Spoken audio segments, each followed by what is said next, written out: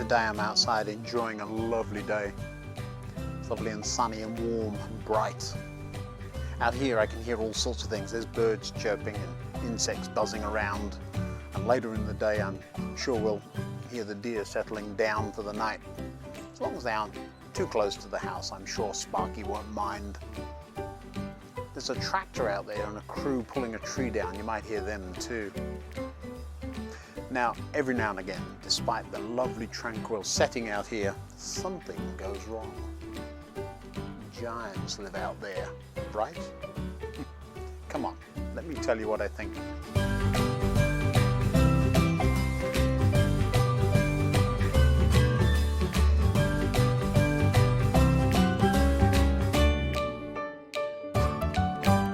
I'm sure you've noticed I live in a lovely setting. It's all very idealistic with plenty of wildlife to watch and enjoy.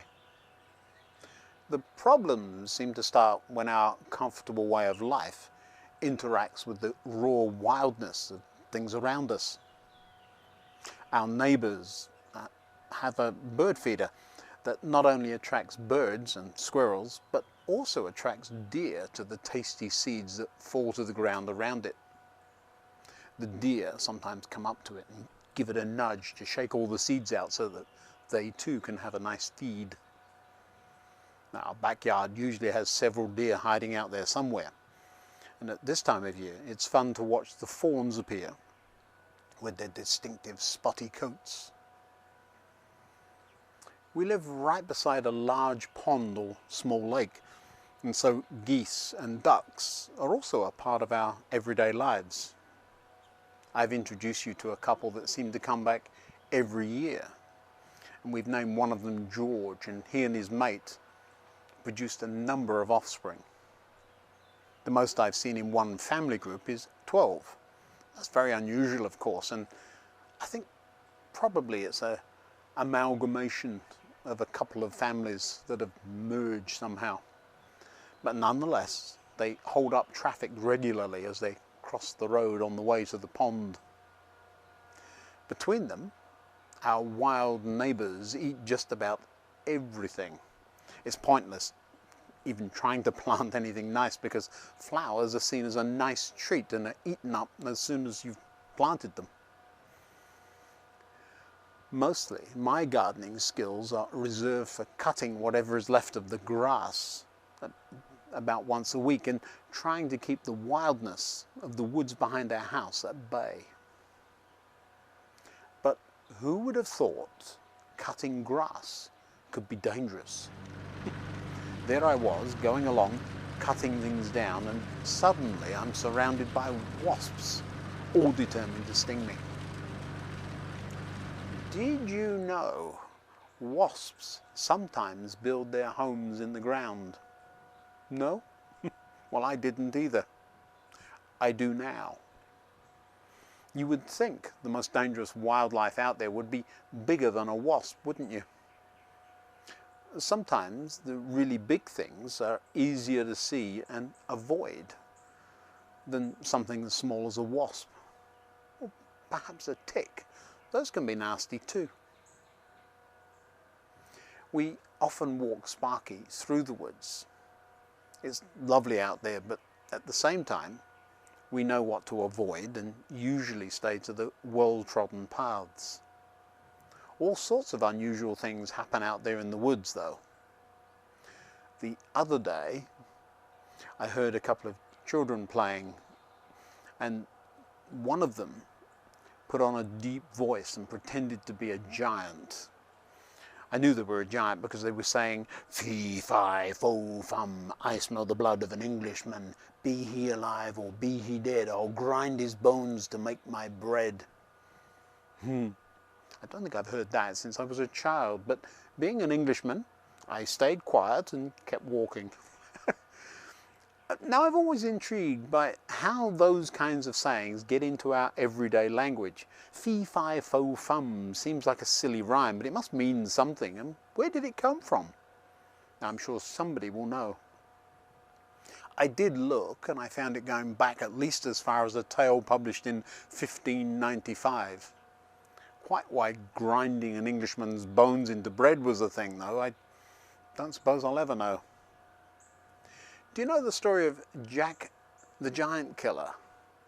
I think more recently he's known as Jack and the Beanstalk, isn't it? Well, Fee Fi Fo Fum is in there too, and I expect that giant's roar in the story is where the children playing in the woods will have come across it. Giants seem to be scary to most people. Do you remember the famous story of David and the giant Goliath? There, David arrives to visit his brothers on the front line of the battle, just in time for Goliath to make an appearance. As soon as the Israelite army saw him, they began to run away in fright. Now I can imagine David standing there wondering why the army was running the other way.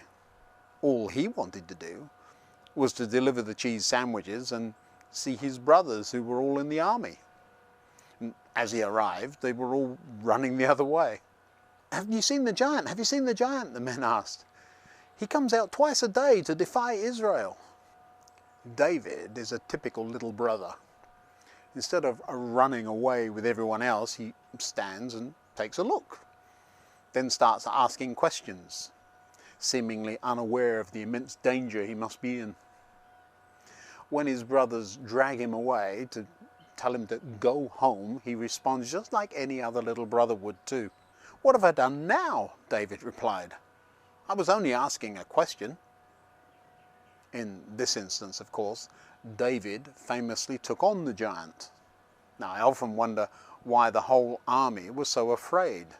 This had been going on for 40 days, every morning and every evening. You'd think a few mean words from a big bully wouldn't stop a whole army, but that seems to be what happened. It wasn't so much the giant that was the problem. It was the accumulation of little things that sounded reasonable at first. The words, the taunts, the insults that added up to create a situation that the army was now in, paralyzed by fear, or running away twice a day. Perhaps listening to the onslaught of taunts long enough created a really gigantic problem. The other giant I want to talk about also has a name. He was called Blunderbore. That's a giant name, isn't it? Blunderbore.